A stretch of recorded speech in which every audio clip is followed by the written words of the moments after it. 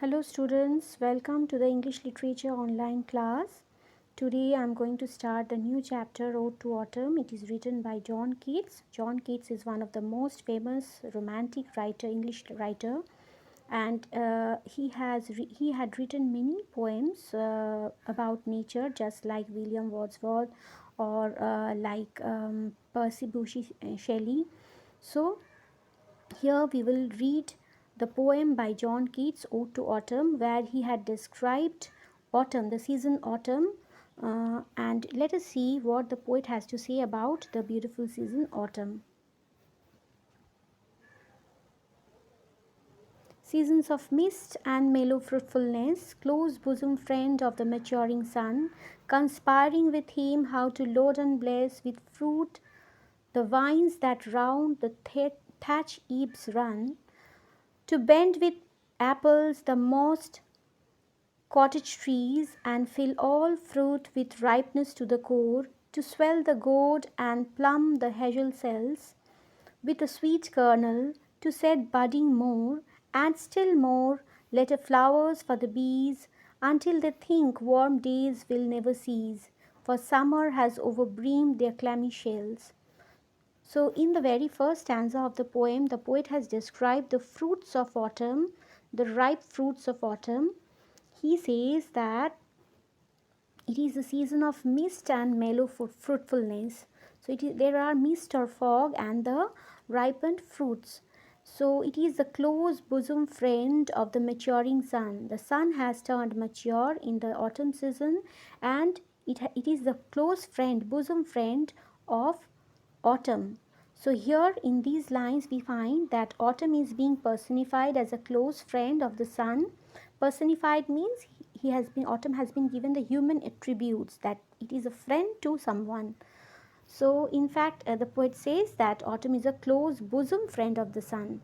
So both the friends, they are conspiring. What are they conspiring? They are conspiring, or they are planning how to ripen the fruits. Okay, so conspiring with him how to load and bless with fruit the vines that round the thatch eaves run.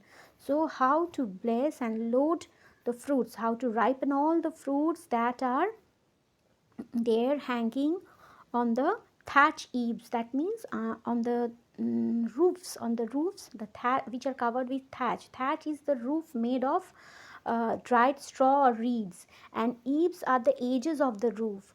So from there the fruits are hanging, and how to ripen them, the sun and the autumn are conspiring to bend with apples the most cottage trees. The most cottage trees, that means the cottage trees which are covered with moss, they are overloaded with the apples. The apples which are fully ripe, they are about to be picked up, so they are bent. These branches of the trees are bent with the ripe apples, and fill all fruit with ripeness to the core. So how to fill all the fruits with till the core, till the depth, or till the inside, how to ripen all the fruits.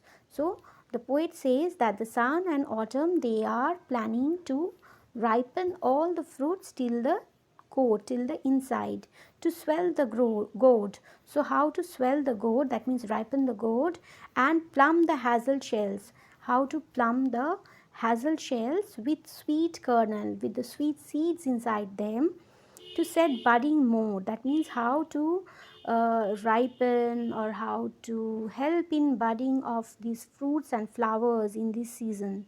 And still more, later, flowers for the bees, until they think warm days will never cease. So all the fruits and flowers are fully ripened. The flowers, they are filled with nectar, and when the bees will be gathering to suck the nectar from the flower, they will think that the warm days or the summer season has not come to an end, for summer has overbrimmed their clammy shells. So summer has overbrimmed, that means kept to the full, their clammy shells. That means the flowers, the petals of the flowers, they are overbrimmed with the nectar by the summer.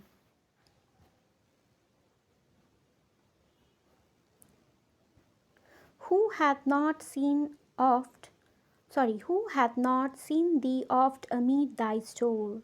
Sometimes whoever seeks abroad may find thee sitting careless on a granary floor, thy hair soft lifted by the winnowing wind, or a half ripped furrow sound asleep, drowsed with the fume of poppies, while thy hook spares the next swath and all its twined flowers, and sometimes, like a gleaner, thou dost keep steady thy laden head across a brook, or by a cedar press with a patient look, thou watchest the last woozing hours by hours.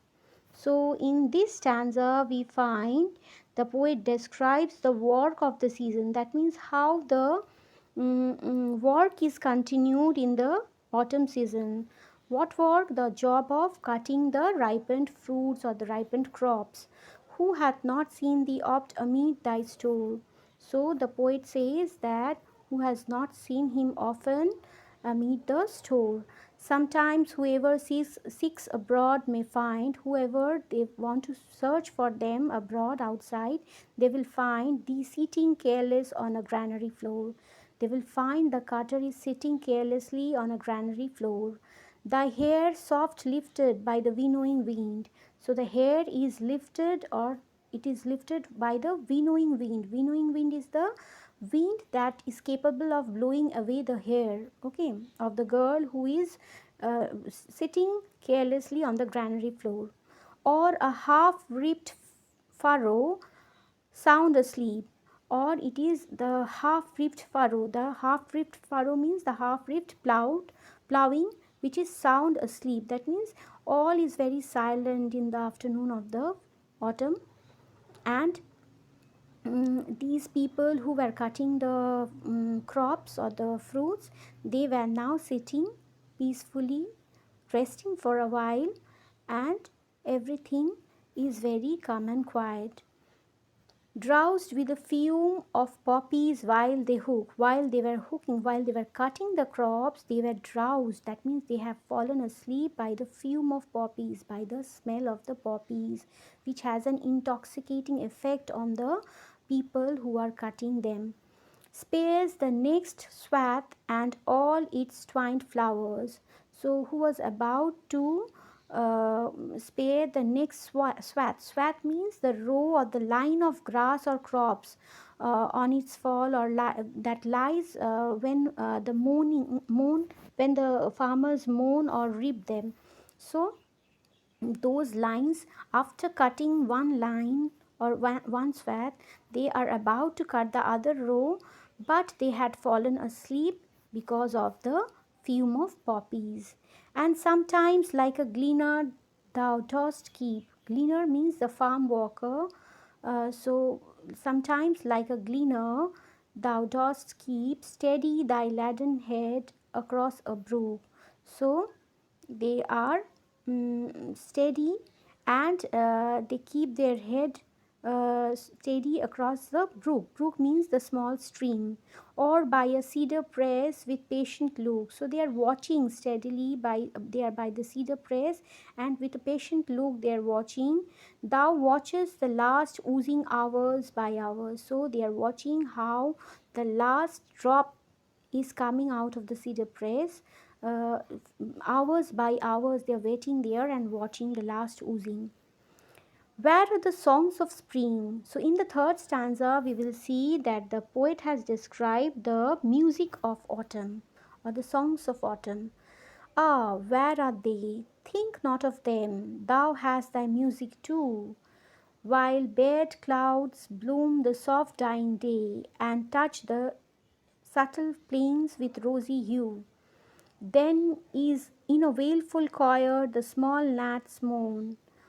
Among the river shallows, borne aloft, or sinking as the light wind leaves or dies, and full grown lambs loud bleat from hilly bourne, hedge crickets sing, and now with treble soft, the red-breast whistles from a garden croft, and gathering swallows twitter in the skies. So the poet says not to think about the music or songs of autumn. Like just like the songs of spring, autumn too have its own, it has its own songs or music. So the poet says that while bare clouds bloom the soft dying day. Bare cloud means the blocking clouds which are stopping the soft dying day, with stopping the bloom of the soft bloom the soft dying day, and touch the subtle plane with rosy hue. So they are touching the subtle planes with rosy hue. That means the rosy color of the sky is falling on these planes. Then, in a wailful choir, the small gnats moan. In a wailful choir means in a sorrowful choir, the small gnats are the small flies with two wings and they bite. So they moan. They keep on making a moaning sound. Among the river's shallows borne aloft. River shallows here refer to the willow trees which grows near the river. So these gnats, they are among the river shallows borne aloft. That means they are rising from there and the sound is produced, or sinking as the light wind leaves or dies. Along with the wind, they are rising up and sometimes they are sinking. Just when the light winds leaves or dies. So when they are rising and when they are sinking, these small flies, they are making a sound of their wings. And full grown lambs loud bleat from hilly bone. So when the full grown lambs, they are coming together from the hilly, by the side of the hilly stream. So bone means the small stream. So when they are coming down, they are bleating. Hedge crickets sing. Hedge crickets are the other insects which sing, and now with treble soft, they are softly singing. And the redbreast whistles from the garden croft. Redbreast is another bird which whistles from the garden croft. Garden croft refer to the small place in the garden which is used as kitchen garden. And gathering swallows twitter in the skies, and the swallows, they are twittering in the sky as they are flying back to their nest. So these are the sounds of autumn. During the autumn we can hear all these beautiful music of nature. So children, we have the set of questions. After these, go through the questions and try to write them down. I'll be giving the answers in the next class. Thank you, children.